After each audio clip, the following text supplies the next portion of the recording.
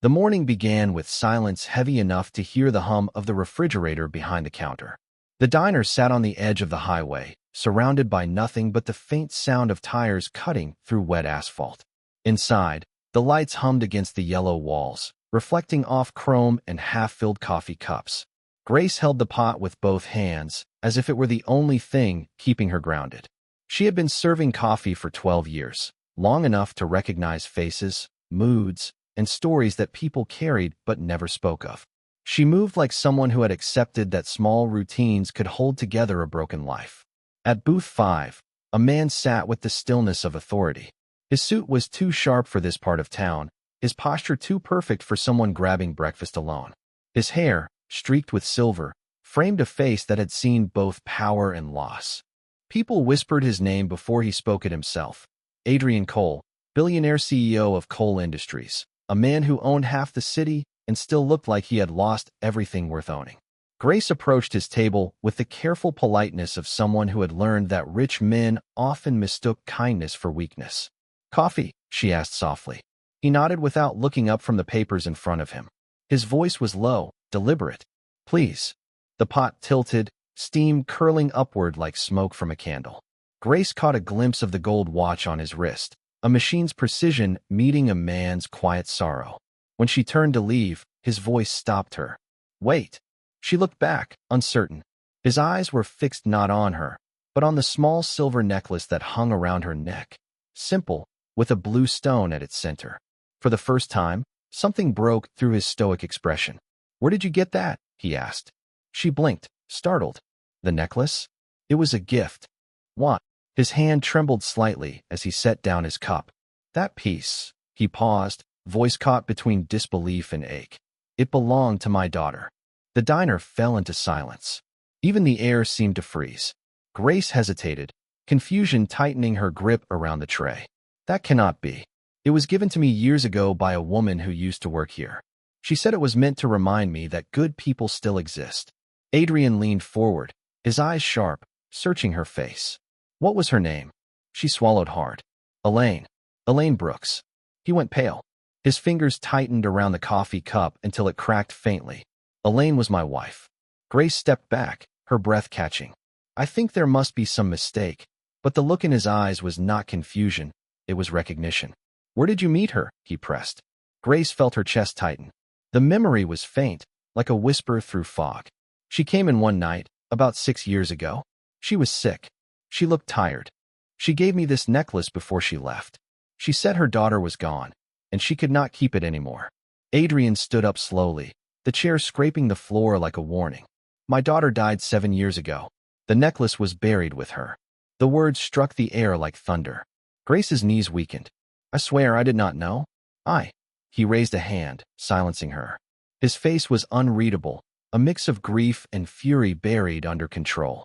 "Where is she buried?" he asked, voice quiet but trembling. "I do not know," she whispered. "I never saw her again after that night." He looked down, staring at the necklace as if it were a ghost made of silver and gilt. "If what you are saying is true, someone has lied to me for years." The front door opened just then. A gust of cold air rushed in, carrying snowflakes and the distant echo of police sirens. Adrian looked toward the window, eyes darkening. "You might want to find somewhere safe for a few days." She frowned. "Why?" He met her gaze. "Because whoever gave you that necklace may not be done with you yet." He left the payment on the table, 5 crisp $100 bills, and walked out into the cold, leaving the door swinging in his wake. Grace stood frozen, staring after him. The necklace felt heavier now, almost alive against her chest. She did not yet know that what she had just witnessed would unravel a secret worth millions, pull her into a web of lies built on grief, and force a 55-year-old parent, one she had never met, to fight a battle that began the day a child died. Outside, Adrian Cole looked up at the gray sky and whispered to no one. "If she lied to me about this, what else did she bury?" And somewhere far away, a letter sat inside a sealed envelope marked confidential, estate of Elaine Cole. The storm was only beginning. Adrian Cole left the diner with the winter air scraping his lungs and the taste of old grief waking up like acid. The highway sounded distant, as if the world had moved a few inches away. He walked past the black sedan that had been idling at the curb and kept going until the cold forced him to stop thinking and start acting. He called his chief of staff and spoke 3 words. "Open the file." The call bounced to the company counsel within minutes. The file had a name that no one used aloud. Estate Matters. Elaine. A driver arrived. The car smelled of leather and silence. He did not look at the city as it rolled by. He watched the necklace in his mind, that exact blue stone he had seen on his child every birthday, in every photograph that survived the crash. He had buried that stone. He had told himself that a father does not open graves. He had allowed the casket to remain sealed because the coroner had said the fire had taken the choice away. He had believed it because belief was easier than shards. At the office, the conference room lights made everyone look flatter and more reliable than they were. The counsel placed a red folder on the table and did not sit. There were signatures, receipts, a list of personal items recovered from the scene. The necklace appeared on that list with a simple notation. Return to family. The signature acknowledging receipt was not his. He stared at the handwriting until the letters swam. Whose signature is that? The counsel cleared a throat that wanted to stay quiet. The receipt bears the name of an administrator hired by your wife for funeral logistics. The name had never mattered to him. He had delegated because he could not stand the undertaker, the flowers, the pity. He pressed a finger to the page until the paper bent. Track this person now. A second folder slid forward. Memorial Fund documentation, a scholarship foundation created 2 months after the funeral, registered by that same administrator as agent. The foundation had received a 7-figure donation from a shell account that could be his money or someone else's money wearing his money's clothes. He saw it as a map. Crash. Administrator. Foundation. Necklace missing. He had been wealthy enough to outsource grief. He had paid for convenience and received blindness. He asked for the coroner's file.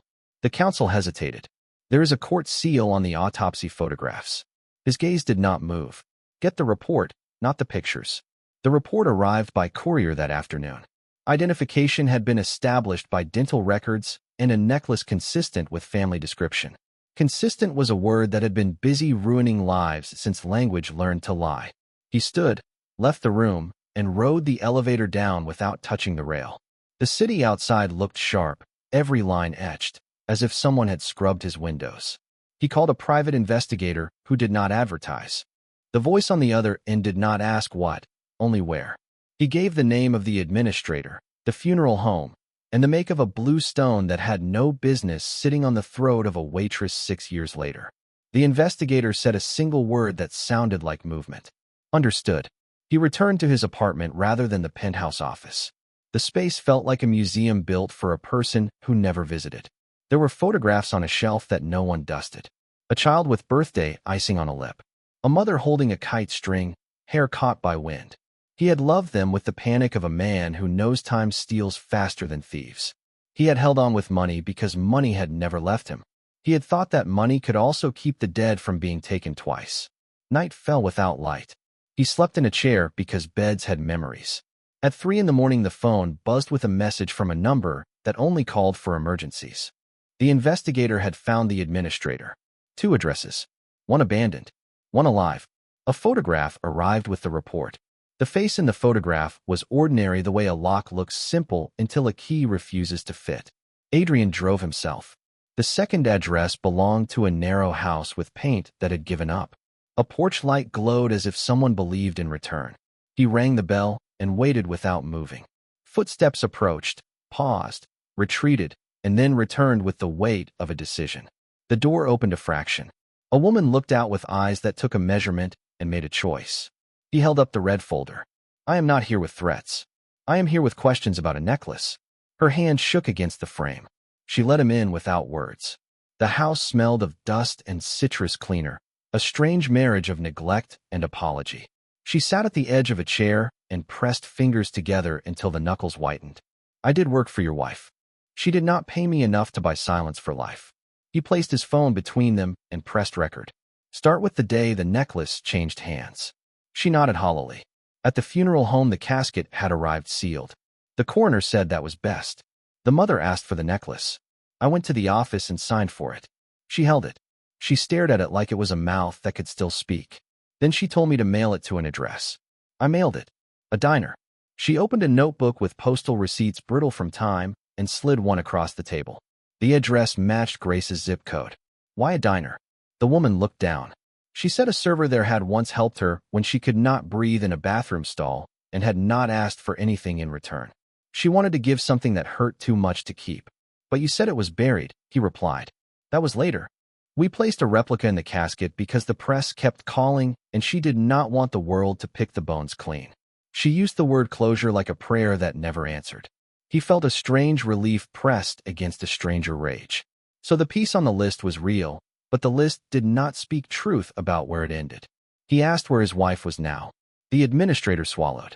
Your wife died last winter in a clinic across the state. Pancreatic. Quiet. She signed nothing else. She left no letter. He thanked the woman and left her with the same silence she had welcomed him with. The night outside tasted like metal. He drove back to the diner because places where pain begins are also places where pain loosens. The lot was empty. He parked near the edge and watched the front door until dawn. At 6, Grace arrived with a scarf pulled tight and a face that had learned not to expect safety. He waited until she had turned on the lights and unlocked her register. When he stepped inside, she stiffened but did not step back. He sat at the same table. She poured coffee without asking. He told her a piece of truth that could be carried without breaking her back. The necklace did not come from a grave. It came from a mother who wanted to believe that giving away the last thing she had would make the last day less sharp. Grace touched the stone at her throat with 2 fingers as if it might burn. I thought it kept me safe. It may have, he said. Perhaps it chose you. He handed her a business card with a number written in ink, not print. If anyone asks about it, call me before you answer. She nodded once. She looked past him then, toward the window. He followed her gaze. A sedan sat across the street with a driver who pretended to read a map. The investigator had not mentioned a second watcher. He left cash on the table and walked outside. The sedan started before he reached it and rolled away without rush, as if time belonged to it. He memorized the plate and sent it to the investigator with no words. The reply came fast. That plate had been registered to a defunct charity connected to the memorial foundation that bore his child's name. He felt the story tilt. The foundation had teeth. He called the council again and demanded the board roster. Names scrolled across the screen. One name belonged to a family friend who had introduced Elaine to the administrator years ago. Another name belonged to a lawyer who had quietly represented the funeral home. A circle had been drawn around his grief and sold as philanthropy. He scheduled a meeting with the district attorney before lunch. He walked in with a folder and left with a path. The prosecutor agreed to open a fraud inquiry. The council filed a motion to unseal portions of the coroner's record. The investigator began to pull bank wires through a maze of accounts that all led to the same shadow. He did not tell Grace any of that. He did not want a witness to become a target. By evening, he returned to the apartment and found an envelope on his doormat that had not been there at dawn. Inside lay a single photograph of the necklace on Grace's neck taken through the diner window, and a note written in careful print. Return what is ours, or someone will have to learn what loss feels like again. He stood in the doorway with anger rising in a clean line. Someone had believed that fear would bring him to heel. Someone had underestimated a parent who had already buried enough. He placed the note on the counter and lit the stove for the first time in months. He boiled water that he would not drink and watched the flame steady itself. He texted the investigator 2 words. Set bait. Across town, a file clerk in a courthouse basement opened a sealed box labeled with his wife's name and found a copy of a document that should not have existed. It was a codicil written by hand that directed all memorial funds to a private trust if certain conditions were met. One condition mentioned custody of personal items that symbolized the child's life. The clerk scanned it and sent it up the chain. The counsel read it twice and called Adrian. There is a signature. It is not your wife's handwriting. He stared at the skyline from his window, the city blinking like an animal that refused sleep, and felt the story close in with a speed that did not frighten him. Truth had woken up. It was moving, and whoever had written that codicil had just turned a lie into a felony. He picked up the phone and called Grace. When she answered, he said only this. Do not walk home tonight. I will send a car. Someone has decided your kindness is evidence. She did not argue. That told him she understood something he did not have to say. He looked again at the photograph that had been slid under his door. Then at the note that threatened to rehearse the worst day of his life, and his voice settled. You wanted a fight built on grief. You will receive a trial built on records. The city kept breathing. Snow began to fall with soft purpose. Somewhere a door closed on a storage unit that held the ledger of a foundation. Somewhere a person who had mailed a necklace years ago locked a second bolt. And at a diner that smelled of coffee and caution, a server touched a blue stone and waited for a car she had not asked for, while a 55-year-old parent watched the street and planned a way to turn sorrow into law. The sky pressed low and colorless over the city. Grace had not slept. The necklace felt heavier every time she touched it, as if it stored the weight of other people's secrets. The night before, she had seen a car idling near her building, lights off, the faint glow of a phone behind tinted glass. She had drawn her curtain and stayed still until dawn. When she reached the diner, the world smelled of frost and exhaust. She locked the back door twice before she started the coffee. At 7 sharp the bell over the entrance rang. She turned, expecting a regular. Adrian Cole stood in the doorway, coat unbuttoned, eyes hard from a night that had not ended. He looked at the place like it was evidence. I need a table in the back, he said. Grace nodded and led him to a booth that faced the parking lot. She poured coffee before he asked. He did not thank her.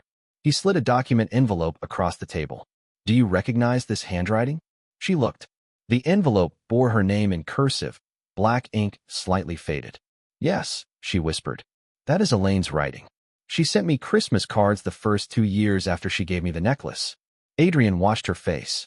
She never told you who she really was? She said she was an art teacher who had lost her family. She was my wife. Grace's breath caught. Then she was telling the truth, only halfway. Adrian took a small recorder from his pocket and placed it on the table. There are people who want that necklace back. Not for memory. For money. I do not understand, she said. The necklace was the authentication piece for a trust fund. My daughter's inheritance was converted into shares of the company I founded. That necklace was listed in the codicil as proof of beneficiary identity. Whoever holds it controls access to a trust worth hundreds of millions. Grace felt the air leave her chest. You think someone knew that? I think someone insured it, he replied. The foundation my wife built was a shell. It diverted the funds when the necklace went missing. He leaned closer. And now the same people have noticed that the necklace has surfaced again. You are not safe here. Grace stared at him. Why tell me? You could take it and walk away. He looked through the window where snow began to fall, thin as dust. Because I buried my daughter once. I will not bury another innocent because of my silence. The bell rang again. A man in a dark overcoat entered, shook off the cold, and sat 2 booths away. Adrian's gaze flicked toward him, then back to Grace. That man followed me here from my office. Grace's hands trembled. Adrian spoke quietly. When you finish your shift, a car will take you to a safe address. I have already arranged protection. I do not know if I can trust you, she said. You should not, he replied. Trust no one until this ends. He stood and walked toward the door, leaving money on the table. The man in the overcoat followed a minute later. Grace turned the closed sign, though it was still morning. By evening, she was packing a small bag when her phone buzzed. Unknown number. She almost ignored it, but the message froze her. Leave the necklace in your mailbox tonight, or you will lose more than a job. She went cold. She called the number Adrian had given her. His assistant answered. This line is monitored. Speak only if you are alone. Grace whispered, someone knows where I live. The voice on the phone said, stay inside. Help is coming. 2 hours later, headlights flashed across her window. A knock followed, 3 short raps. She opened the door. It was not the driver she expected. It was the investigator Adrian had mentioned, a broad man with calm eyes. He held up a badge. Mr. Cole sent me. Pack what you need. We leave now. They drove through the sleeping city. Grace clutched the necklace like it could breathe for her. The investigator's phone rang once. He listened, nodded, and handed it to her. Adrian's voice came through, steady. They know the necklace is with you. Tomorrow I will file a restraining order against the Foundation's board to stall them. In return, you must testify if required. Testify about what? She asked. That you received the necklace from my wife after my daughter's death. It proves the codicil was forged. I am not part of this, she said. You are now, he answered. I will protect you, but I need your word. She looked out the window. Streetlights slid across her face like silent camera flashes. You have it. The car stopped at a townhouse near the courthouse district. The investigator checked the street before unlocking the door. Stay here. Do not answer knocks unless I call first. Inside, the air smelled of paper and coffee grounds. A single lamp glowed beside a stack of folders. Grace sat, still wearing her coat, while the investigator vanished into another room. A moment later, her phone buzzed again. Unknown number, video message. She tapped it. The screen showed the diner. Her manager was being questioned by police. Behind them, the wall safe stood open, empty. The video ended. Grace realized what they wanted. They were not after her life. They were after leverage. They wanted her to panic, to run, to make the necklace vanish on her own. She placed it on the table, stared at it, and thought of Adrian's daughter.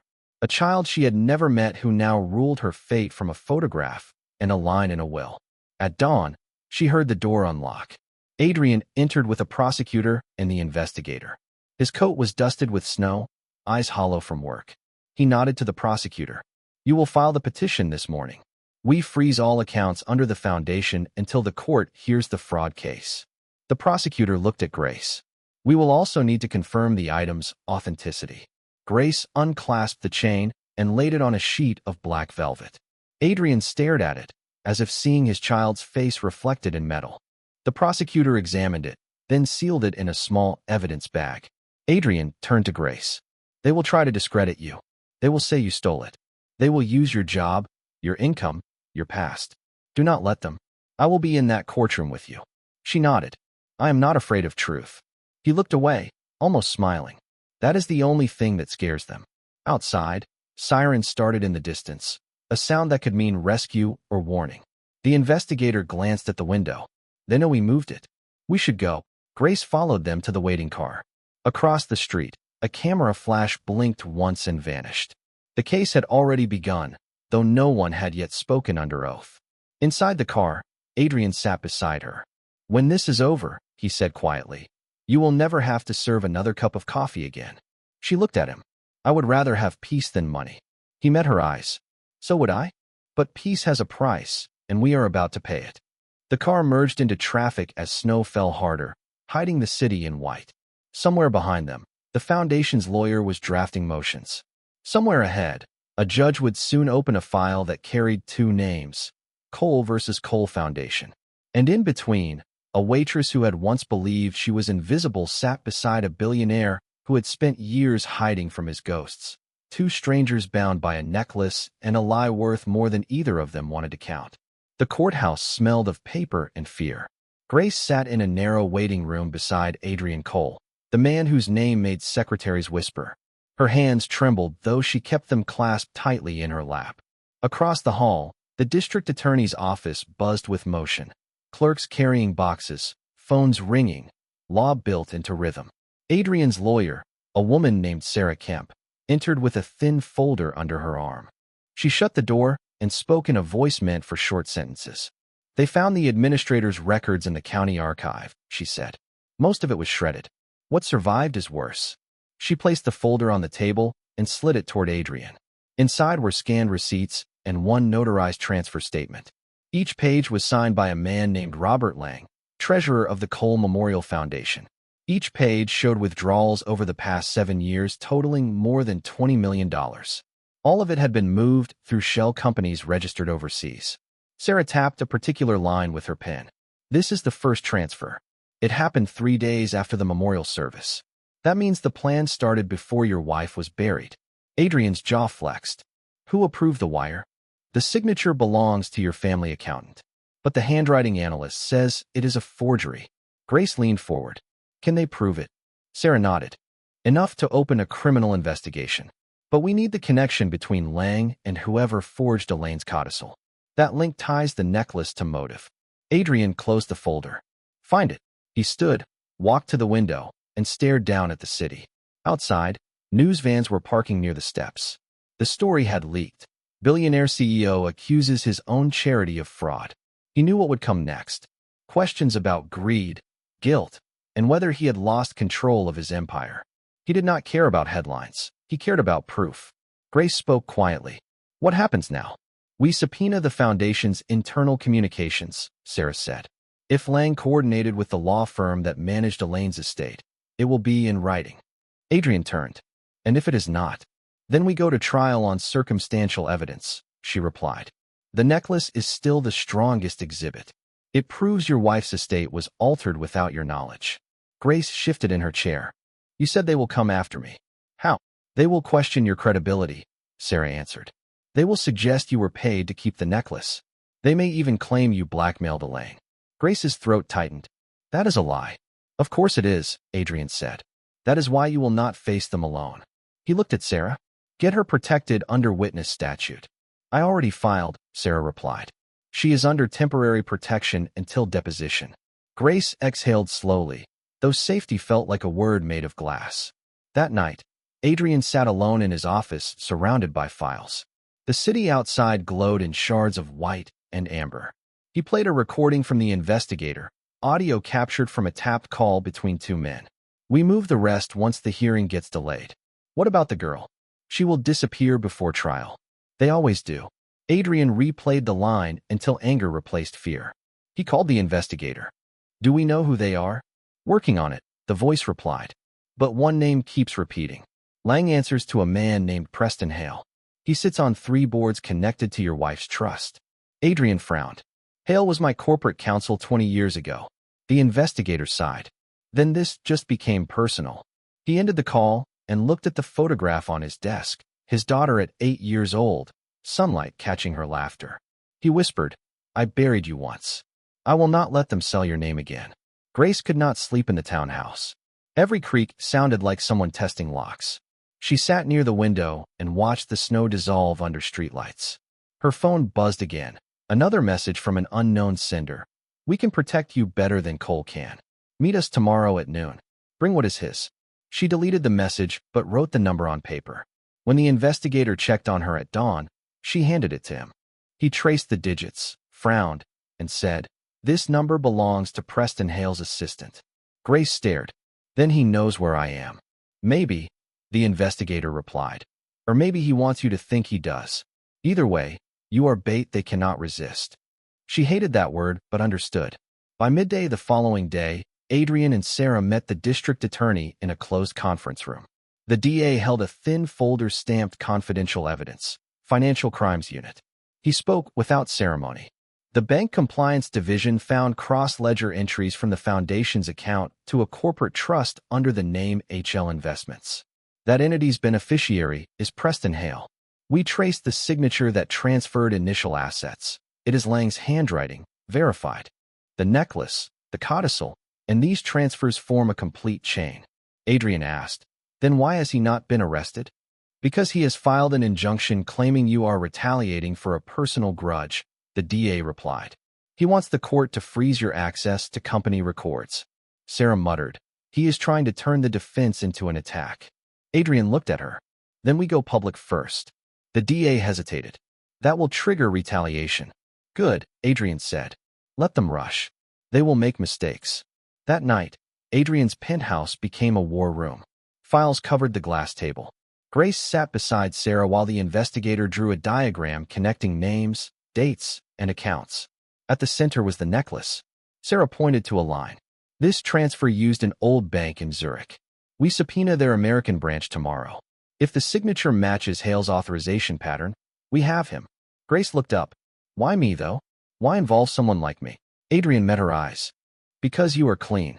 Everyone else has a price. They needed a stranger to carry guilt that was not theirs. You were invisible.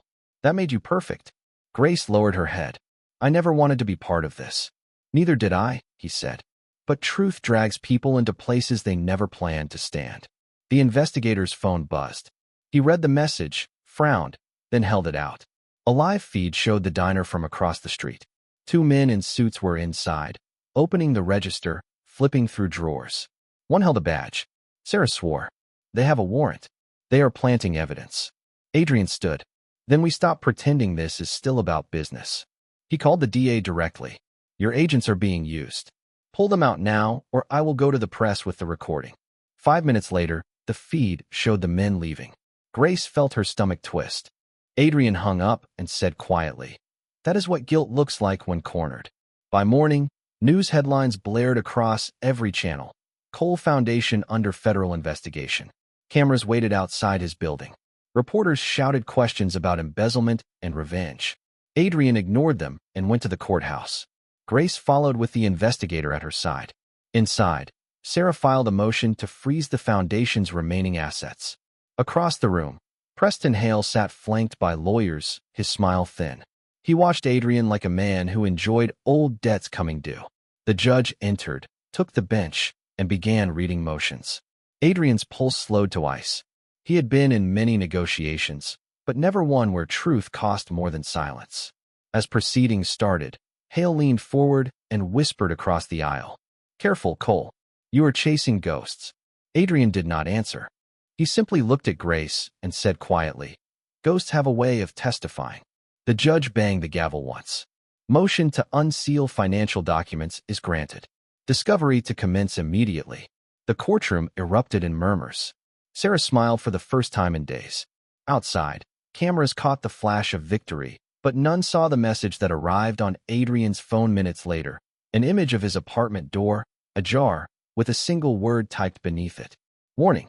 He stared at the screen, jaw tightening.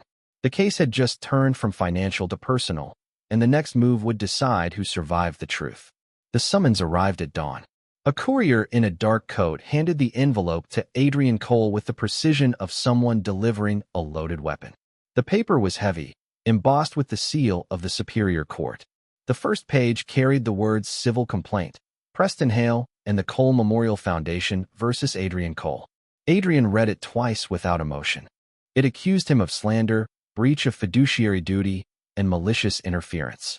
Hale had filed first. The man had turned the investigation into a weapon. It was a clever move. Paint the billionaire as the predator, the foundation as the victim. Sarah Kemp called moments later. He filed before the injunction hearing. That means he gets the narrative. Adrian's tone stayed flat. Then we changed the story in the courtroom. She hesitated. He has hired Randall Pierce. He will not play fair. Adrian smiled thinly. Neither will I. By noon, the courthouse steps were a canyon of cameras. Reporters shouted questions, microphones thrust forward like spears. Grace kept her head down as security guided her through the doors. She felt the weight of eyes and headlines pressing against her spine.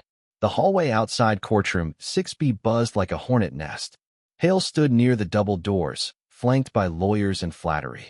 He wore confidence like a tailored suit, eyes sharp and cold. When he saw Adrian, he offered a smile that did not reach his cheeks. "Adrian," he said lightly, "I see you found a waitress to testify for you. How noble." Adrian's voice carried no heat. "Be careful, Preston. Even waitresses can learn to pour truth into the wrong cup." The bailiff opened the doors. Cameras clicked in bursts as both sides entered. Inside, the courtroom smelled of wood polish and nerves. Judge Harrington presided, an old man with a face carved from patience. Sarah laid out their exhibits with precision: financial transfers, handwriting analyses, and the codicil that bore a signature that was not Elaine Cole's. Across the aisle, Pierce whispered something to Hale, who nodded without looking up. When the judge called the case, Pierce rose first. "Your Honor, this is a defamation suit brought by my client, Preston Hale, who has suffered irreparable harm due to false allegations made by Mr. Cole regarding the integrity of a charitable organization." Sarah stood. "Your Honor, the defendant denies all claims. Furthermore, we have filed a counterclaim alleging fraud, forgery, and misappropriation of trust assets by Mr. Hale and associates. We intend to prove the necklace, presented as Exhibit A, was unlawfully referenced in falsified documents to redirect inheritance funds." The judge nodded. "Proceed." Pierce smiled for the jury. "Ladies and gentlemen, this is a story about grief turned into vengeance. Mr. Cole's daughter died tragically, and since then, he has sought enemies where none exist. My client merely continued his late wife's charitable work. Now, because of paranoia, Mr. Cole has accused good people of theft." Adrian felt the words land like dust, soft, choking, forgettable. He watched the jurors' faces. Two looked sympathetic. One looked skeptical. He knew from decades of boardrooms that perception always arrived before fact. When Sarah rose for the defense, she kept her tone quiet, measured. "This is not about grief. This is about truth. 7 years ago, A necklace disappeared from a sealed estate. 6 years later, it reappeared on the neck of a diner waitress. Mr. Cole did not accuse anyone until he saw the evidence you will see today. Money moved in silence. People signed in the dark. And a father was told his daughter's grave contained something that never went in. She paused just long enough for stillness. We will show you forged signatures, false accounts, and a pattern of deceit that began before a funeral and ended only when a waitress poured a cup of coffee. Pierce objected. Speculative narrative. The judge waved him down.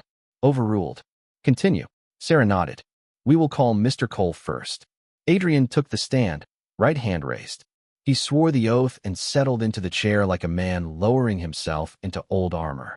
Sarah led him through the history, his daughter's death, the sealed casket, the missing necklace, the rediscovered codicil. Mr.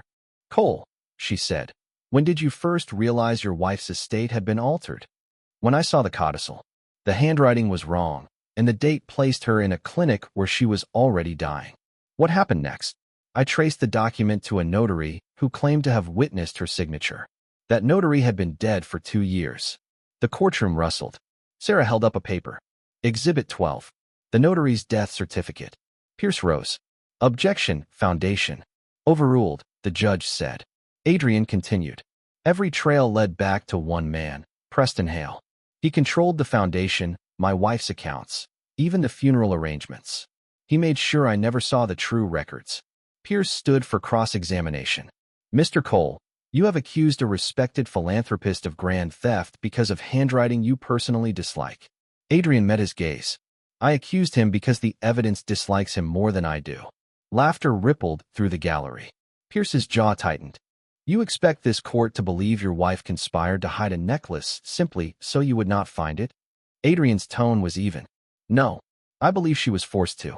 Someone convinced her that secrecy would protect what she loved. It killed her anyway. Pierce shifted tactics. And this waitress, Grace Miller, are we to believe she just happened to receive this priceless artifact by chance? Adrian's answer was quiet. Sometimes chance is the only honest witness left. When Grace took the stand, silence followed her. She looked fragile in the witness box, but her voice stayed steady. She recounted the night Elaine had come into the diner, pale and trembling, the way she had pressed the necklace into Grace's hands and said, "Keep this safe. Someday someone will come for it." Pierce rose. Miss Miller, did she tell you it was worth millions? No, Grace said. She said it was worth peace. The jury listened harder. Pierce pressed again. You kept it for years. Did you ever try to sell it? Grace shook her head. It reminded me that kindness exists even when life is cruel.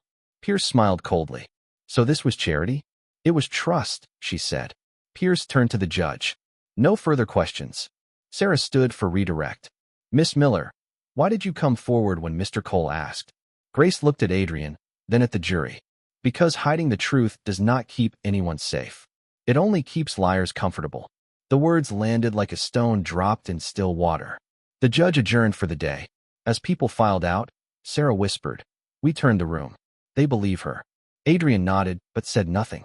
Outside the courtroom, a uniformed officer handed him a small envelope marked private. He opened it. Inside was a single photo, his daughter's grave. The necklace was gone from the headstone engraving. On the back, a note. Return what belongs to the foundation, or we dig up what belongs to you. He folded the photo, pocketed it, and walked toward the elevator. Sarah saw the change in his face. What is it? He shook his head. Nothing that will stop me. Because grief had ended once. This time, it would finish what it started. The message haunted Adrian Cole long after the courtroom lights dimmed. It was not the threat itself that disturbed him. It was the precision. Whoever sent it knew where his daughter was buried, what the necklace meant, and how to twist the knife in silence. The photo rested on his desk now, edges curling slightly from the warmth of the lamp. Every few minutes, his eyes drifted toward it. Grace had gone home under police escort after her testimony. Sarah had returned to her office to prepare for day 2 of trial. Adrian sat alone in his penthouse library surrounded by leather-bound ghosts, his late wife's favorite novels, the smell of cedar, and the soft hum of the city pressing against glass. Outside, Denver flickered with life. Inside, he could feel it fading. His phone buzzed once. Unknown number. He let it ring twice before answering. You should not have gone to court. The voice was male, steady, practiced. Adrian leaned back, silent. "We warned you." The voice continued. "You dig into the foundation, you bury yourself." Adrian's tone was almost gentle. "Tell Hale I have spent my life climbing out of graves men like him built." The line went dead. He stared at the phone for a moment, then stood. His knees cracked quietly, a reminder that 55 was not an age of illusion. He went to the liquor cabinet, poured a glass of water instead of whiskey, and sat again. Control was all he had left. At sunrise, he drove to Evergreen Cemetery. The air was thin, laced with pine and frost. The caretaker recognized him and nodded respectfully. Adrian walked alone between the rows until he reached the grave. The soil was undisturbed, the stone untouched. But the carved necklace design, the same symbol his wife had requested, had been carefully scratched through with a knife. Not vandalism. Message. He crouched, tracing the damaged groove with his thumb. "You will not win this way," he whispered. A sound behind him, gravel crunching under boots. He turned. A man in a dark coat stood at the gate, face hidden by the angle of the morning light. The figure raised a phone, snapped a photo, and disappeared back toward the trees. Adrian did not chase him. The enemy wanted him reactive, desperate, emotional. He would not give them that satisfaction. He took his own photo of the damage, then called Sarah. "We have escalation," he said. "Grave defacement. Threat messages. Likely intimidation campaign." Sarah's voice tightened. "Do not go alone again. I will call Detective Rowan, the economic crimes investigator who handled your original fraud report. She has authority to expand it into harassment." "Do it," he said. "And Adrian," she added softly, "do not let them see you afraid." He almost smiled. "They are trying to see if I still feel anything. That is their mistake." Later that afternoon, Grace arrived unannounced. She looked pale, her coat buttoned to her chin. "They followed me home," she said quietly. "Two men. Black sedan. Parked near my building for hours." Adrian motioned her inside. "Did you call the police?" "They said without damage or entry, they cannot act." He studied her face. The fear there was real and heavy. "Then they will have to watch from a distance they cannot return from." She frowned. "You mean?" "I mean we strengthen the walls before they learn how to climb them." He led her into the study, opened a drawer, and pulled out a small metal box. Inside were security pass cards, an emergency phone, and an old revolver he had not touched in decades. He handed her the phone. "This connects directly to Detective Rowan's line. Keep it on. If they come near again, you call before you think." Grace hesitated. "I do not want to drag you deeper into this." He met her eyes. "You already have, and I am not complaining." For a long moment, neither spoke. There was something quietly parental in his tone, something she had not felt in years. She nodded slowly and pocketed the device. That night, Sarah arrived at his apartment with a folder marked Evidentiary Addendum. "Rowan traced the notary witness who faked your wife's codicil to a law firm in Phoenix. One linked to Hale's foundation accounts. Someone there notarized multiple estate documents over a 5-year span. Some belonged to families of Hale's donors. Same pattern, same forged signature style." Adrian skimmed the pages. "So it was not just me." "No," Sarah said. "He has been building his empire through grief, targeting widows and survivors, redirecting inheritance under philanthropic advisement. He launders guilt through charity." Adrian exhaled slowly. "Then the necklace was the thread that finally caught on the nail." Sarah nodded.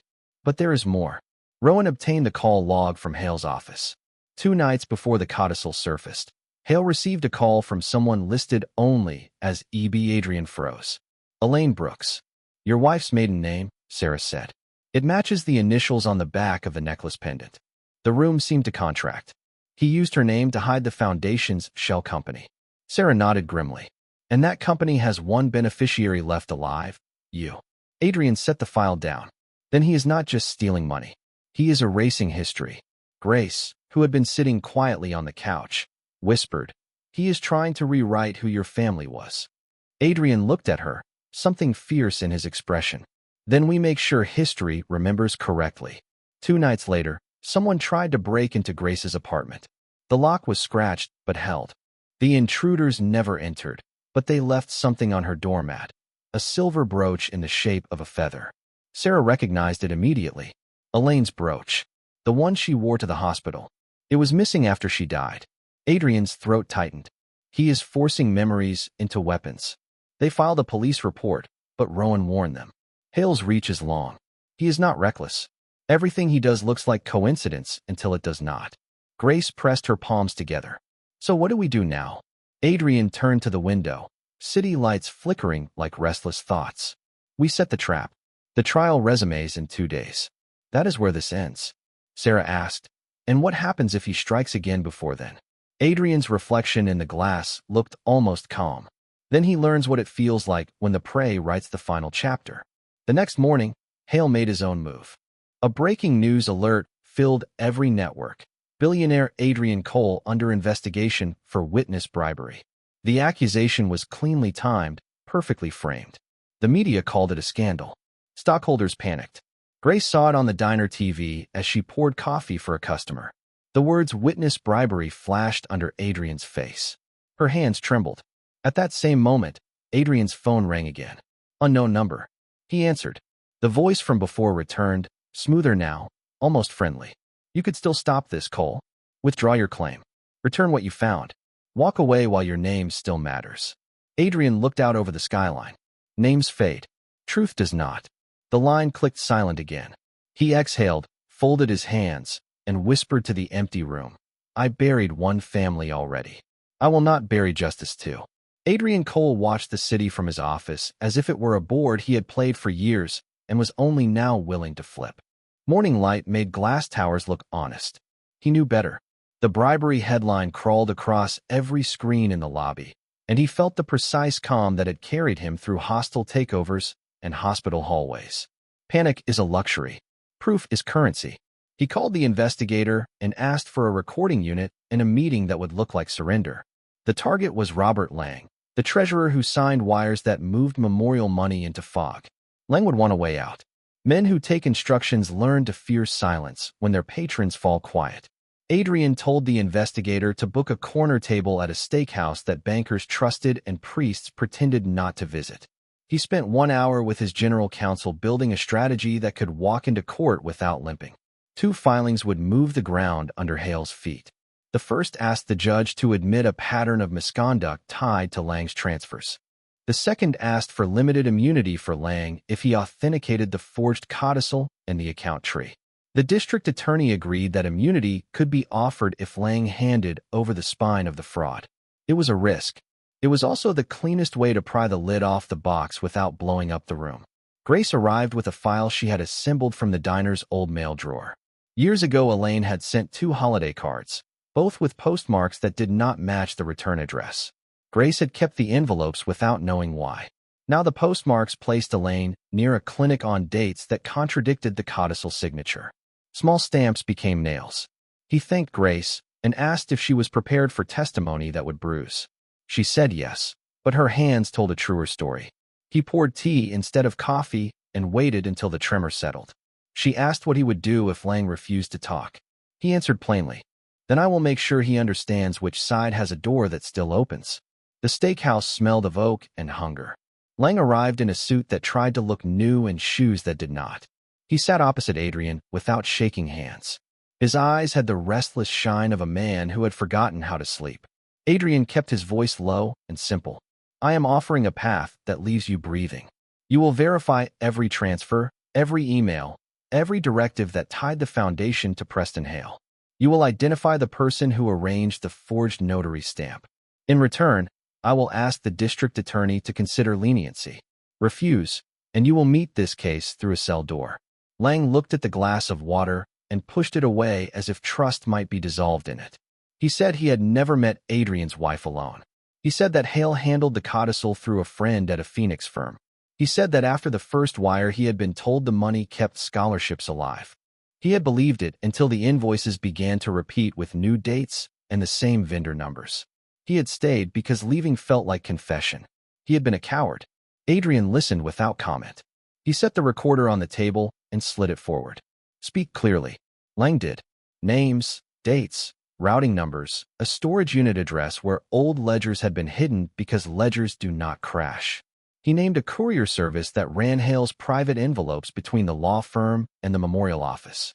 He named the person who drove Hale to the funeral home the night the replica necklace was placed in the casket. When Lang finished, he sagged as if words had been wait all along. Adrian told him the district attorney would call within the hour. Lang stood without touching the menu. He said, "There is one more thing." Hale kept a folder labeled with your daughter's initials. He opened it when he wanted to remind people that grief can be managed like cash flow. Then Lang left, a man paying a bill that could not be tipped away. The investigator collected the recorder and was already on the phone with the district attorney before he reached the curb. Adrian called Sarah and said 3 words that were almost permission. "Bring the match." Back at the courthouse, Sarah filed a motion to add Lang's proffer to the record and to secure the storage unit before paper could learn how to burn. Detective Rowan obtained a warrant by noon. By 2, the roll-up door clattered and the concrete space yielded boxes labeled with dates and the kind of longhand accountants use when they believe no one will read them except God and audits. Inside the first box, a ledger recorded a purchase of a replica necklace 2 days before the funeral, paid for by an entity tied to Hale's trust. Inside the second, a shipping receipt showed a package addressed to the diner where Grace worked, sent by the administrator. Grace's name had been written in the corner in a looping hand that matched Elaine's envelopes. Rowan photographed everything, sealed the lot, and called Sarah. Sarah called Adrian. He stood by the window and felt the first clean breath he had taken in months.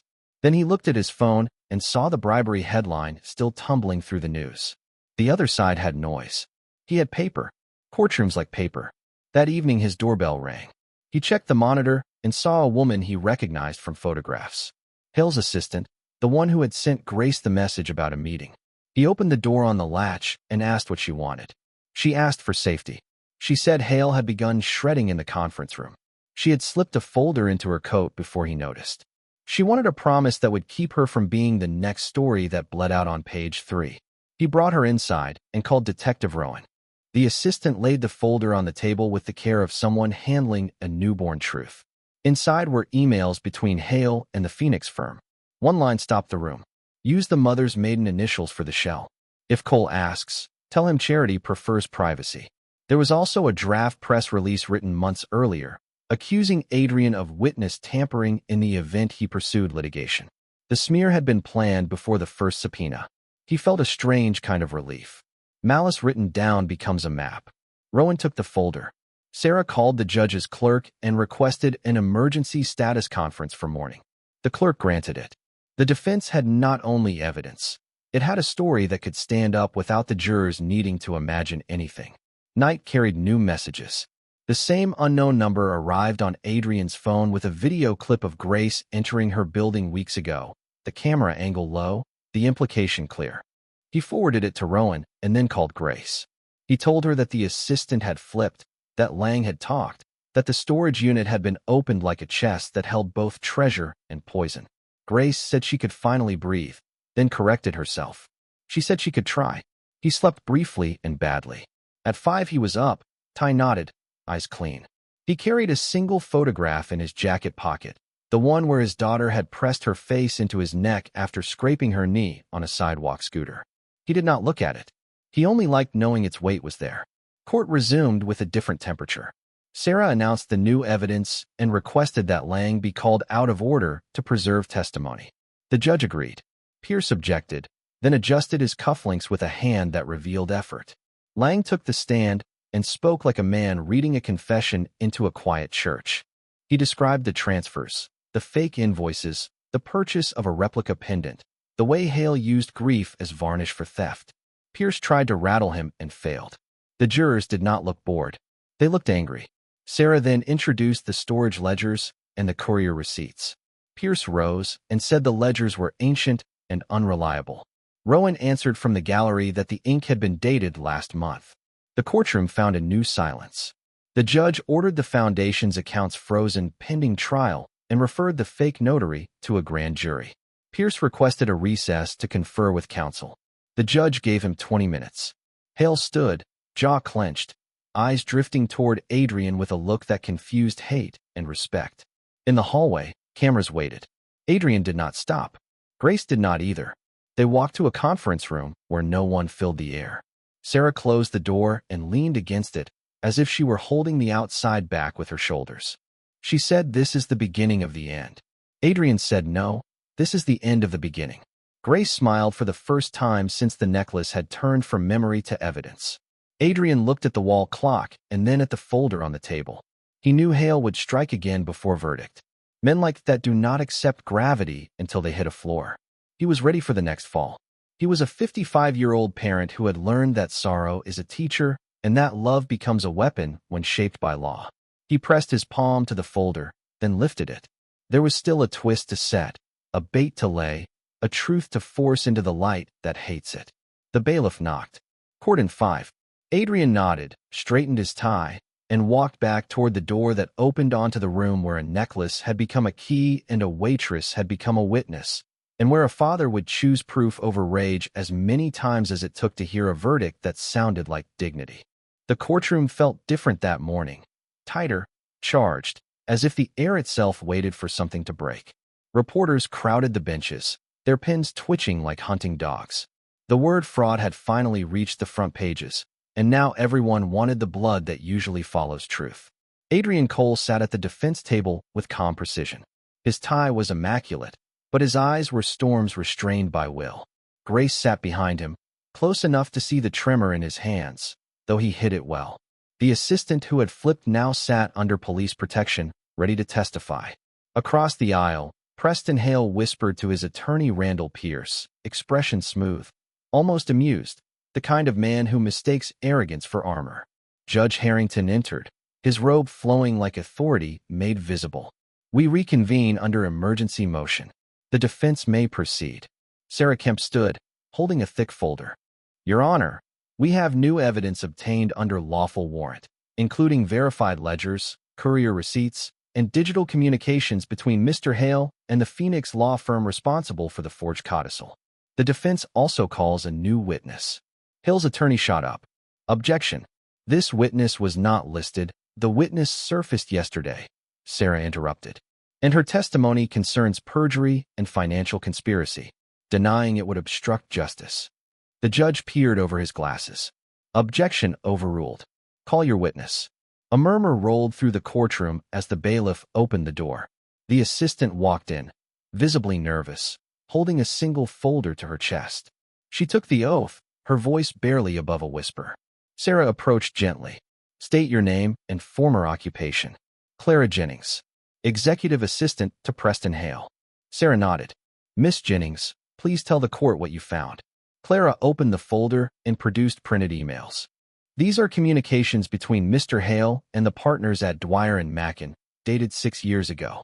They discuss altering Mrs. Elaine Cole's trust documents to redirect 50% of residual assets to an entity called EB Holdings. Sarah turned to the jury. EB stands for Elaine Brooks, her maiden name, Clara said. It was a shell company used to reroute funds back to Mr. Hale through the Cole Memorial Foundation. Gasps fluttered across the room. Hale's attorney objected again, claiming fabrication, but Sarah lifted a notarized verification of metadata timestamps. The judge examined it, then set it down slowly. Continue, he said. Clara swallowed.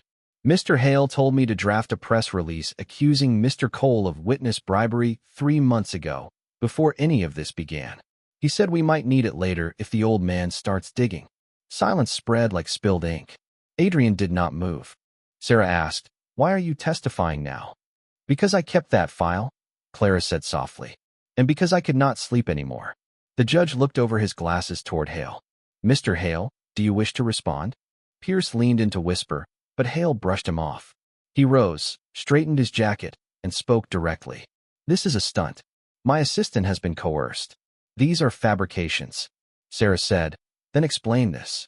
She displayed a photograph from the storage unit, the replica necklace invoice. Purchased under your authorization code, sent to a mortuary in your jurisdiction 2 days before the Cole funeral. You created a duplicate artifact to cover your theft. Do you deny it? Hale's mask cracked, just slightly. I do not recall approving. Adrian's voice cut through the air. Then let me help you remember. He stood, permission unnecessary. You signed every withdrawal, every false wire, every lie. You thought you could bury my family's name under charity and paperwork.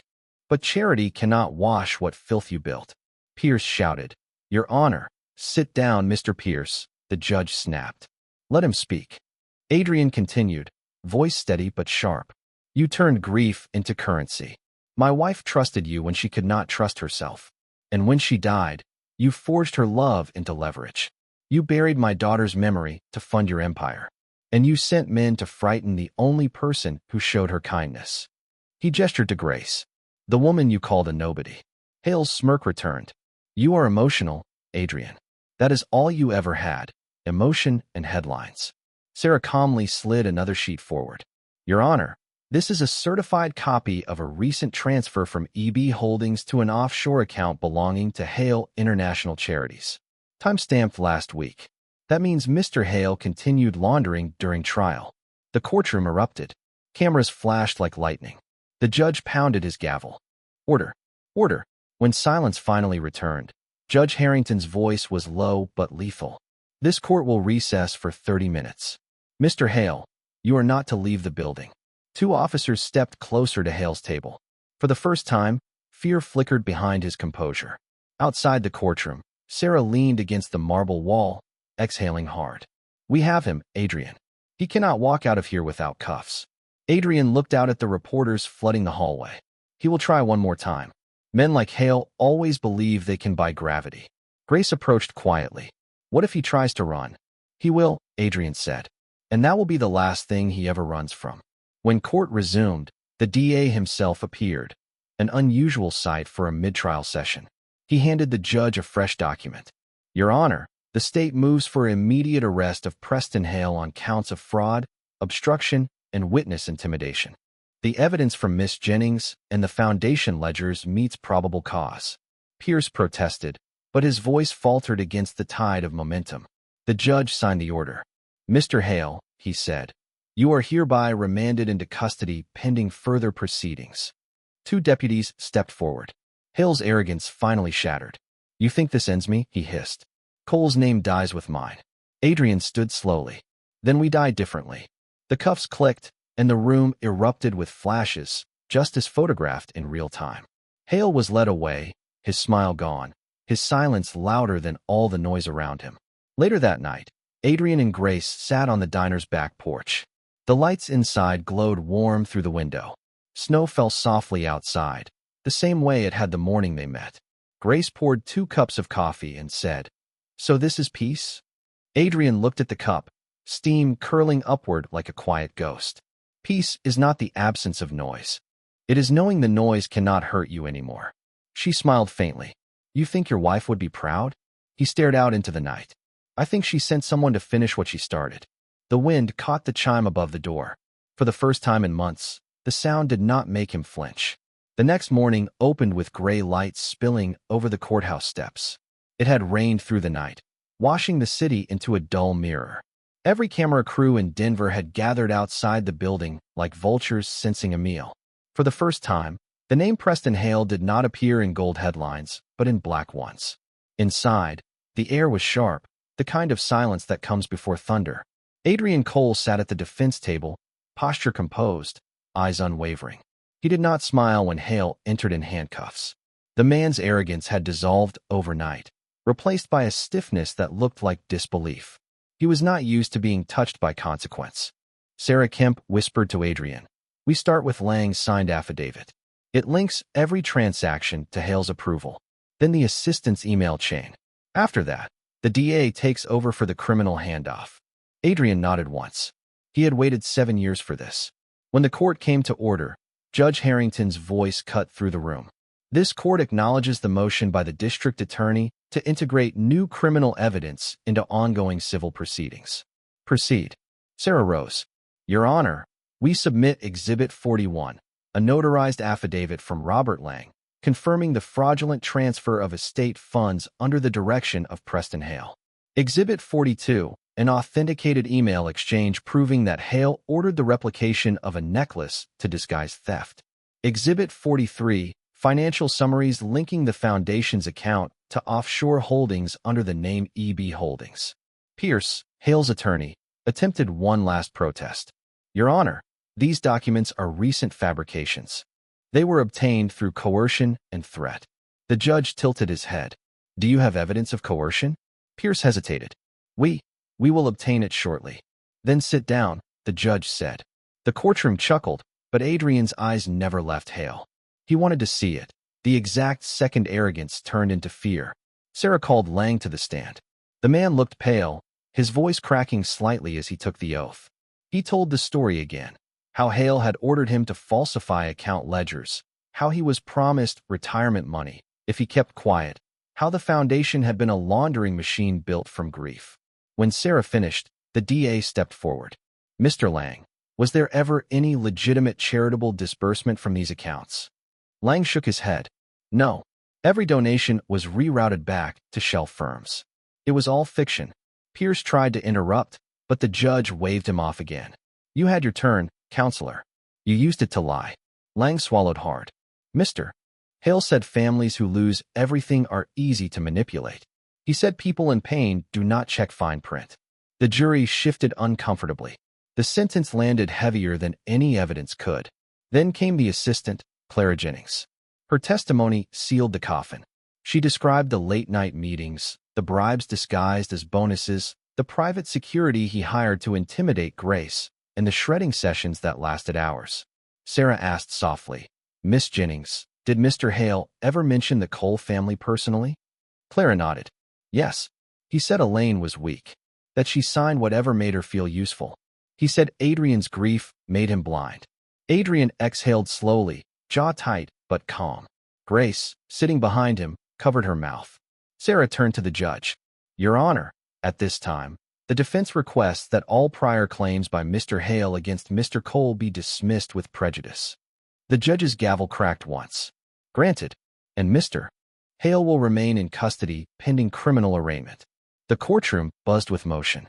Reporters scribbled like madmen. Hale's head sank slightly, a flicker of something almost human crossing his face.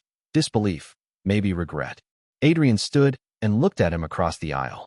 You buried truth under my daughter's name. And now it's you who gets buried under it.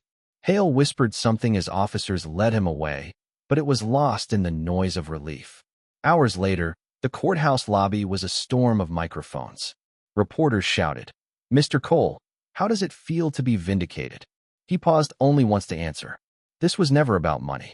It was about peace. And peace cannot be bought, only protected.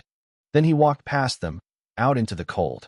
Grace followed, her steps quiet, her eyes red but hopeful. That evening, Adrian stood outside the diner where it all began. The neon sign buzzed faintly. Inside, the same tables, the same smell of coffee and toast. Only everything felt changed. Grace had insisted on reopening for a single evening, to feel normal again. She poured him a cup of coffee, the same way she had that first morning. He looked around. Feels smaller now. Grace smiled softly. No, it feels lighter. They sat in silence for a while, both watching the snowfall outside.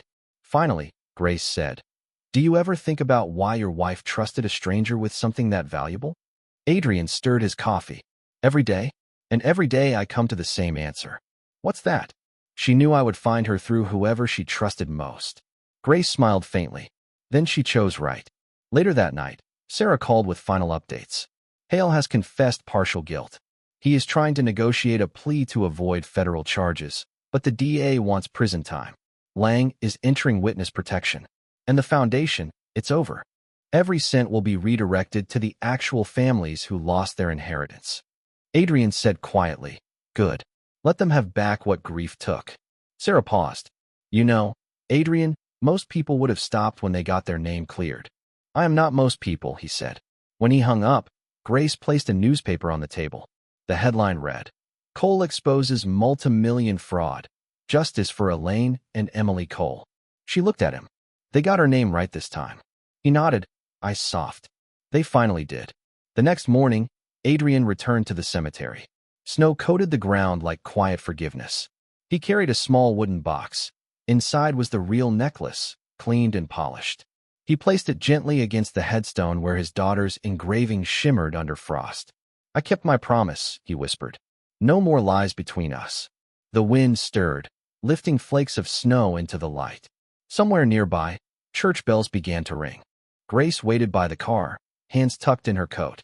When Adrian joined her, she asked softly, Does it feel finished? He looked back once more. Nothing finishes, Grace. It just stops hurting as much. They drove off slowly, the city behind them glowing gold in the winter sun. A week later, the diner hung a framed photo near the register, a quiet picture of Adrian's wife and daughter smiling on a beach long ago.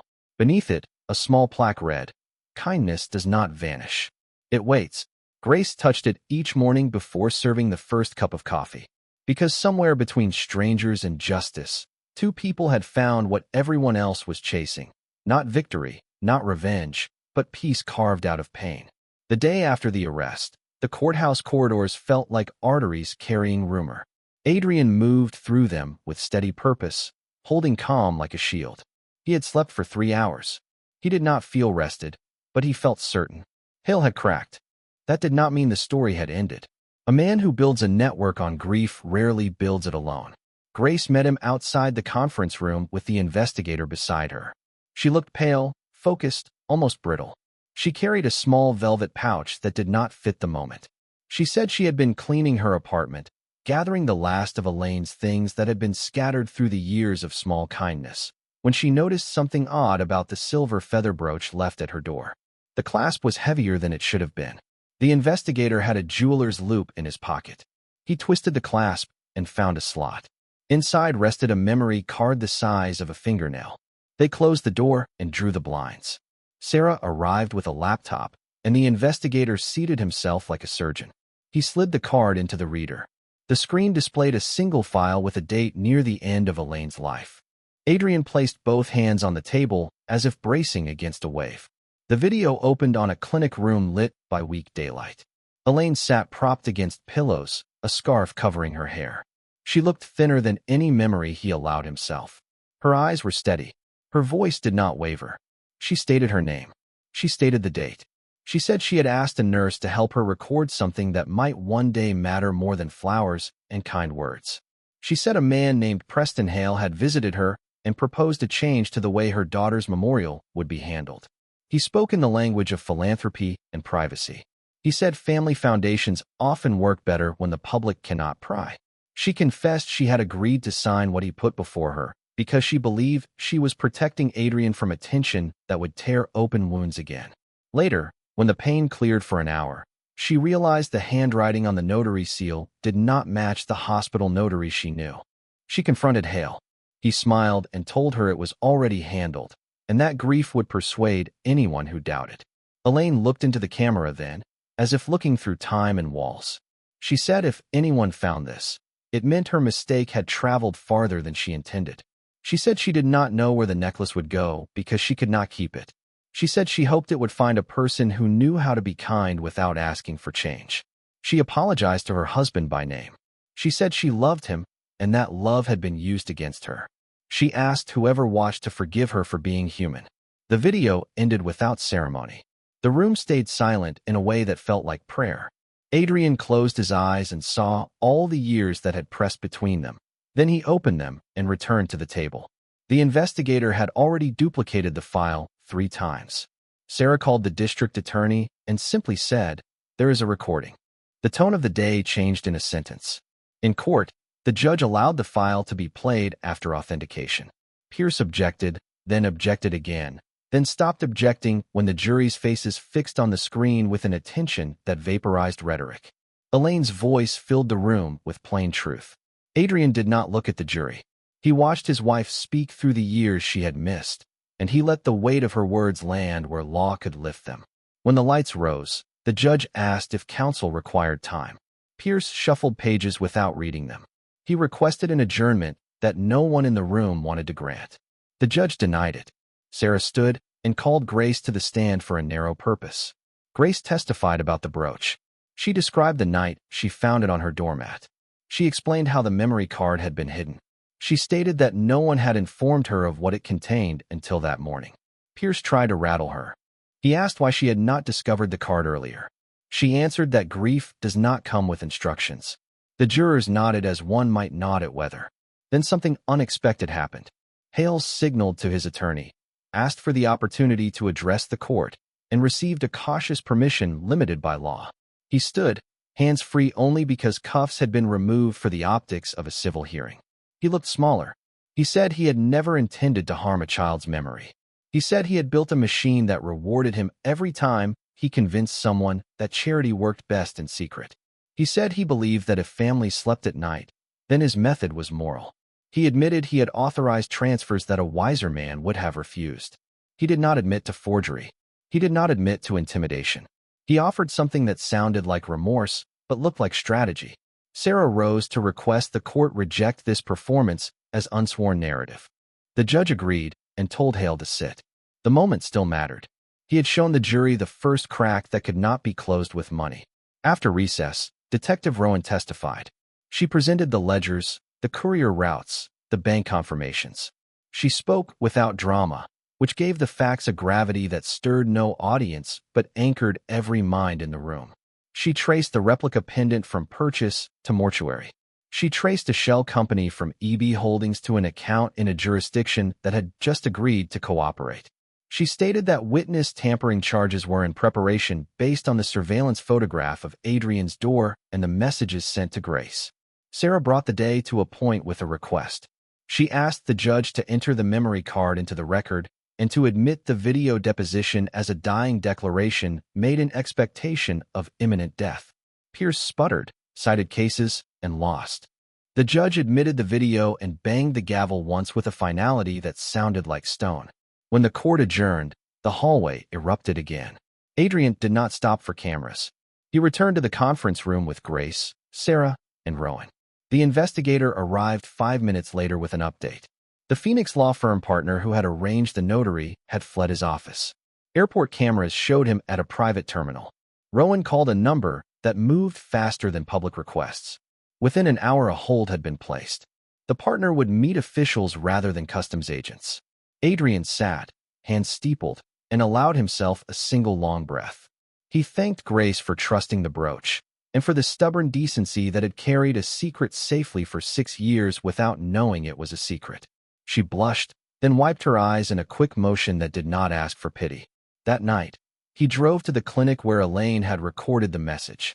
The building had a new wing and cleaner paint, but the halls had the same quiet that hospitals cultivate to soften the places where hope bends. He found a bench that looked out on a small garden. He sat there and listened to the wind through winter branches. He pulled the photograph of his daughter from his coat and held it until his hands stopped shaking. He said out loud, for his own ears and the empty air, that he would finish this not because victory mattered, but because endings matter when beginnings have been stolen. On the way back, his driver slowed near the diner by instinct. The neon sign glowed. He told the driver to stop. He entered through the back, as friends do. Grace was closing her till. She looked up, surprised, then smiled without fear. He asked for coffee and received it the way an old truth receives light. He told her that the video had changed more than the trial. It had changed the way he remembered the years between loss and now. It had turned blame into grief that could be held without breaking. She said that sounded like forgiveness. He said it sounded like a place to stand. Near midnight, Sarah called with one more development. Hale's counsel had approached with a plea structure for the criminal case. It required full cooperation and the naming of every partner, including the Phoenix firm's partner and the administrator who had mailed the necklace. It required return of funds and resignation from all boards. It required a public apology read into the record. It did not require mercy. Adrian said he would not oppose a plea if it preserved the foundation's assets for the families who had been cut out. He said prison and restitution were not opposites. Before sleep, he opened the video again and listened to Elaine's voice until it stitched the hardest edges of the day. The card would sit in a safe tomorrow. Tonight it sat on the table, the size of a fingernail, the weight of a life. He turned out the light and stood at the window. Snow began to fall, not as threat, not as omen, but as weather that nobody can own. Somewhere in the city, a juror set down a pen and reached for a glass of water. Somewhere else, a partner at a firm rehearsed a statement that would sound like regret and read like record. The story had tilted toward resolution, but it had not softened. There would be cross-examinations with teeth and a verdict that echoed. There would be a moment when Grace would walk into a courtroom and tell the last piece only she could tell. There would be a day when Adrian would walk away not because the past had released him, but because he had refused to release it until it told the truth. He slept without dreams. Morning would not ask him for hope. Morning would ask him for proof, and he had learned how to carry that without losing his hands. The courthouse had never felt so still. Morning light filtered through tall windows, streaking gold across the oak benches. Every seat was taken, every whisper carried weight. Reporters had arrived hours early. Even the judge's clerk moved slower than usual, as if aware that the final page of this story was about to be written. Adrian Cole sat at the defense table, posture straight, eyes fixed on nothing. Grace sat a row behind him, hands clasped tightly in her lap, her nerves visible but controlled. Sarah stood beside Adrian, scanning notes she no longer needed. She knew every line by heart. The district attorney waited near the jury box, jaw tense, gaze locked on Preston Hale. Hale sat in silence, his once polished confidence stripped to bone. His suit no longer fit right. It sagged at the shoulders like truth finally settling on him. For the first time since his arrest, he avoided the cameras. The bailiff's voice echoed, "All rise." Judge Harrington entered, slow but deliberate. "You may be seated." He looked down at the jury foreperson. "Has the jury reached a verdict?" A woman in a navy jacket rose, paper trembling slightly in her hands. "We have, Your Honor." The judge nodded. "Please read it." She swallowed once, then began. "On the charge of fraudulent misrepresentation, guilty. On the charge of forgery, guilty. On the charge of conspiracy to defraud an estate, guilty. On the charge of witness intimidation, guilty." Her voice grew firmer. "On the charge of attempted obstruction of justice, guilty." The courtroom erupted. Gasps, muffled shouts, the click of cameras exploding like fireworks. Hale closed his eyes, jaw locking as if bracing against a blow. Judge Harrington's gavel struck once, silencing the room. "Mr. Hale, you have been found guilty on all counts. Sentencing will occur in 14 days. Until then, you will remain in federal custody. Officers, take him." Two marshals approached. Hale's lawyer tried to protest, but Hale himself stopped him with a shake of the head. He looked once toward Adrian. There was no venom left, no smirk, only the hollow stare of a man who had gambled with grief and lost to decency. As they let him out, his last words were barely audible. "You think this makes you clean?" Adrian didn't respond. He didn't need to. Justice wasn't about cleanliness. It was about closure. After court adjourned, the air outside felt lighter, though snow still fell in quiet sheets. Reporters swarmed the steps, microphones thrust like bayonets, but Adrian ignored them all. Sarah shielded him as best she could, Grace close behind. One reporter called out, "Mr. Cole, do you forgive him?" Adrian paused on the last step. Forgiveness is not a gift for thieves. It's peace for the ones they tried to break. He turned and kept walking. That evening, the city looked almost gentle. Adrian met Grace and Sarah at a small restaurant far from downtown. No reporters, no cameras, just the sound of quiet conversation and the clink of glass. Sarah raised her drink. To the truth finally speaking louder than lies. Grace smiled faintly. To the woman who made sure we found it. Adrian lifted his glass last. To Elaine, for trusting that kindness would outlive cruelty. They clinked glasses. For a moment, there was only stillness. Sarah leaned back, exhaustion finally breaking through her professional calm. "It is strange, isn't it? How justice never feels like victory." Adrian nodded. "Because victory demands noise. Justice prefers silence." Grace asked softly, "What happens to the foundation now?" "The court appointed a trustee," Sarah said. "Every cent will go back to the families Hale defrauded. The name will remain Cole Memorial. But this time, it will mean what it should have meant all along." Adrian smiled faintly, a weary kind of satisfaction. Elaine would like that. Later that night, Grace walked alone to the diner. It was closed, but she wanted to see it, the place where everything had begun. She unlocked the door, turned on one dim light, and sat in the same booth where the old man had once watched her pour coffee. Her reflection in the window looked older, calmer. She realized the story had changed her too. She wasn't just a waitress anymore. She was a witness to proof that kindness could become armor, and that courage could exist quietly, in the small act of refusing to look away. She pulled out a small envelope Adrian had given her earlier. Inside was a check, large enough to erase every worry she had ever known, and a handwritten note. "This is not payment. It is restoration. You reminded me that trust can still walk among strangers." At the bottom, a line in smaller letters. "The diner stays yours if you want it." Tears blurred her vision as she smiled. She placed the letter on the counter under the soft light and whispered, "Thank you." A week later, Adrian returned to the cemetery for the last time before sentencing. The snow had hardened into glassy crusts that cracked softly underfoot. He carried a small bouquet of white tulips, Elaine's favorite, and placed them beside the necklace that now gleamed faintly beneath the frost. He spoke quietly. "They said justice takes time. You would have laughed at that. You always said time takes justice." He paused, looking at the headstone. "But I think you would be proud. The truth didn't win because I was stronger. It won because you left kindness behind to guide strangers to it." The wind pressed against his coat, but he didn't move. He stayed long enough for the snow to settle again, then turned to leave. 2 weeks later, sentencing day arrived. Hale stood before the court, his face drawn but defiant. The judge read the final order: 25 years without parole, restitution of all stolen assets, permanent ban from any fiduciary or charitable positions. Adrian listened in silence. He didn't celebrate. When the gavel fell for the last time, he simply nodded once, a gesture not of triumph, but of peace. As Hale was escorted away, Grace reached out and touched Adrian's arm. "It's really over." He smiled slightly. "No, it's just no longer ours to carry." That night, the diner reopened under a new name, Elaine's Table. Grace managed it with quiet pride. On the opening night, Adrian visited. The walls were warm with golden light, the smell of fresh coffee filling the air. A small framed photograph hung above the counter, Elaine, their daughter, and Adrian together, smiling by the ocean. Below it, a plaque read, "To every stranger who ever showed kindness. You changed more than you knew." Grace noticed him looking and said, "I hope she would have liked it." He nodded, eyes soft. "She already does." They sat in the same booth again. The world outside was cold, but inside, the quiet hum of peace felt almost holy. For the first time in years, Adrian didn't think about what had been lost. He thought about what had survived. And as Grace poured 2 cups of coffee, he smiled faintly and said, "You know, it all started with this."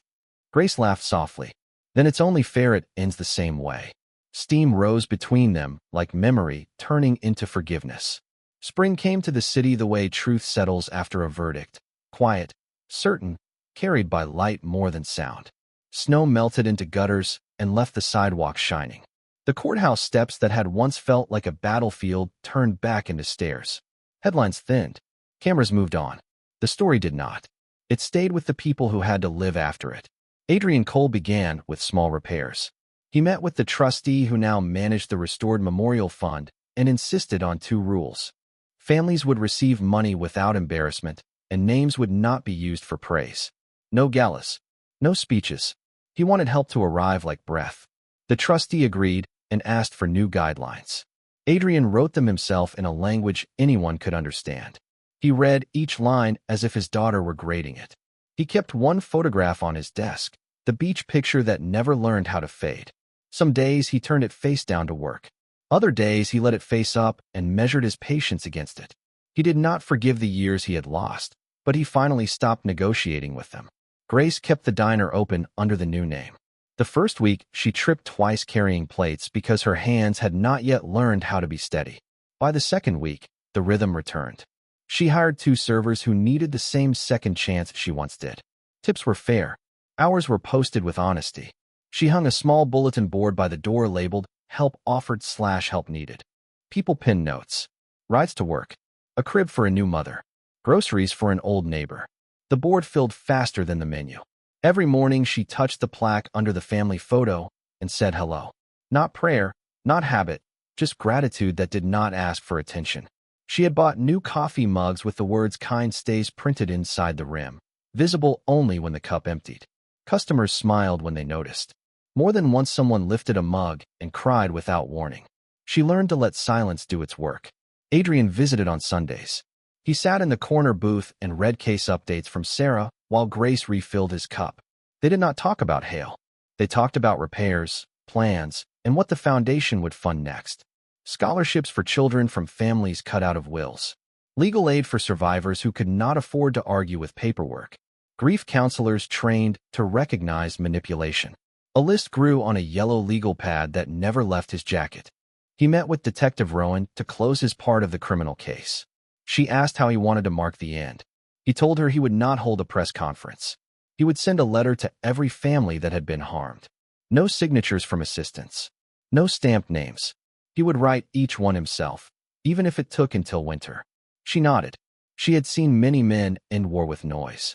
She liked this better. One afternoon, he visited the clinic where Elaine had recorded the video. A nurse remembered her. They stood in the hallway and spoke softly. The nurse said Elaine had carried a kindness that hurt to hold. Adrian understood. He left a donation in his wife's name, then asked them to buy better chairs for families who had to sit through nights that would not end. The administrator promised to make the order that day. Grace received a letter from a law school in the mailroom county. A professor wanted to use a redacted version of the case as a teaching module on trust abuse. She called Adrian before replying. He said yes. Let them learn how theft wears a suit. She smiled and wrote back with permission.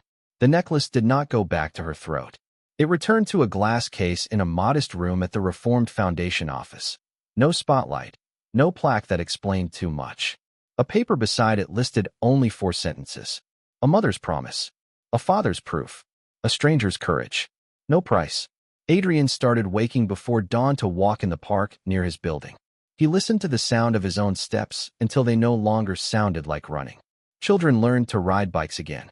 Dogs pulled at leashes with the usual optimism. He felt the city give him back an ordinary morning, and he accepted it without argument. Grace closed the diner early on the anniversary of the day Elaine had given her the necklace. She set a simple table by the front window, 2 cups, an uncut loaf of bread, a candle that she never lit. She sat for 10 minutes alone and thought about the way a single choice finds 1,000 doors. She locked up, took a bus to the cemetery, and left a small bouquet of blue cornflowers on the stone. She did not stay long. Grief knows how to find people without appointments. Sarah returned to her desk and breathed for the first time in weeks. She turned down 2 television appearances and said yes to a lecture at a public library. She spoke for an hour about signatures, pressure points, and how fear writes checks that courage has to cash. 3 people approached after with folders under their coats. She took each case number and promised to call. She actually called. One afternoon, a group of high school students came to Elaine's table after a mock trial at the courthouse. Grace recognized the teacher from the back table, a woman with a stack of papers and a look that had not learned how to quit. The teacher whispered something to a student who walked to the counter and asked Grace if she could meet the person who changed the case. Grace shook her head gently and pointed to the empty corner booth. The student sat there and stared at the photo on the wall. Grace refilled water and left a muffin on the table without charge. The teacher tipped too much and did not apologize. News about Hale's appeal faded with spring rain. He filed motions, and motions died in orderly lines. The Phoenix partner pled to a lesser charge and delivered names that filled pages. The administrator who had mailed the necklace pleaded guilty and sent a handwritten apology, which Adrian read once and set aside without anger. He did not believe in throwing away apologies. He also did not believe in confusing them with repair. On a Friday evening, Adrian spoke at a small town hall arranged by the Newly Honest Foundation. No stage, no banner, a circle of chairs and a school gym. He told the story with fewer adjectives than the papers had used. He did not raise his voice. He did not try to inspire. He remembered dates, named the help that had arrived on time, and gave credit to the people who had done work without applause. At the end, a grandfather in a plaid shirt raised his hand and asked what a family should do when grief shows up with a pen. Adrian answered, write down everything. Ask someone who is not hurting to read it. Delay signing until your breath does not sound like breaking. If they rush you, say no. Love is patient. Theft is always in a hurry. The room applauded, not loudly, but with the feeling of people who had heard something they could carry home. He walked out into the evening with the legal pad under his arm and realized that his hands had stopped shaking. Months passed. The board of the Memorial Fund met in a modest conference room that had bad coffee and a good agenda. They funded a clinic counselor training program. They created a hotline for probate fraud. They paid for mobile notary services that actually belonged to the families. The line on the budget called it dignity assistance. The accountant smiled when she typed it. Grace was stacking plates after a late lunch rush when a woman walked in, paused near the door, and looked around like she was searching for a memory. She wore a scarf that remembered winter and a posture that remembered loss. Grace greeted her and asked where she would like to sit. The woman pointed to the corner booth and said, "There, please," with the voice of someone who had eaten here long ago. She ordered tea and dry toast. Grace felt the past sit down. She brought an extra muffin and told herself it was a cook's special. The woman ate slowly. Before she left, she pressed a small envelope across the table. Inside was a folded photograph of a beach, sunburnt smiles, and a note in careful handwriting. "Kindness returns. Not when we expect it, when we are ready to see it." Grace stood by the window until the woman turned the corner and vanished. She put the photograph under the plaque and did not tell anyone else. On the evening of the Foundation's first quiet year, Adrian returned to the cemetery one more time. The grass had recovered from winter. He brought no flowers. He did not need a gift to make the visit mean something. He stood with the same posture he had carried into court, upright, focused, not pretending this was easy. He spoke to the stone like he was answering a question he had finally understood. "I did not win. I did not lose. I finished." The wind moved across the hill, soft and unremarkable. That was enough. He drove to the diner. Grace was closing, lights dim, chairs stacked. He knocked, then let himself in. She poured coffee without asking. They sat without ceremony. He told her the letters were all mailed. She told him the board had funded the clinic chairs. They said nothing else for a long time. Two people who had learned that survival sometimes sounds like ordinary conversation. Before he left, he placed a small envelope on the counter for the scholarship jar that customers use to seed small futures. He wrote no name on it. He did not wait for thanks. He stepped into the night that finally felt like weather instead of warning and let the door close behind him. The city slept with fewer secrets. The Foundation worked without headlines. The courtroom that had once held rage now held calendars and routine motions. Transformation had not arrived like thunder. It had arrived like a series of decisions that refused to lie. At the very end of spring, a young server asked Grace why the diner had a family photo on the wall if no one in the picture had eaten there. Grace wiped a table, smiled, and said, "Because sometimes strangers are the only family a story has left." She turned the open sign to closed, locked both bolts, and looked once at the plaque. Then she went home without checking the street twice. If this story held you all the way to the end, share it with someone who needs proof that truth can outlast noise, and subscribe so you do not miss the next time a quiet act changes everything.